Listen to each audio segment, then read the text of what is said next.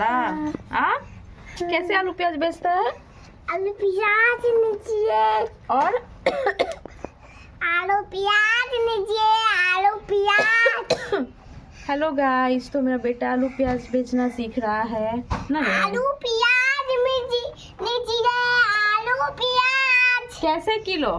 ऐसे किलो। कितना रुपए किलो है? 1 किलो। कितना रुपए? 1 किलो।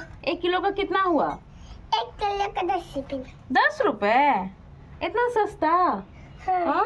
और प्याज? प्याज और प्याज हाँ? 10 टका में। 10 टका में? बहुत सस्ता तुम दे रहा है। हाँ? और लहसुन? लहसुन 10 रुपये। 10 रुपए? सब कुछ 10 रुपए? हाँ। 10 रुपए में तुम बेच के क्या खाएगा 10 रुपए का? लगे 60 हाँ? है। लीजिए सब्जी। है लीजिए सब्जी, छुपजी छुपजी छुपजी सब्जी। सब्जी लीजिए। Thank you.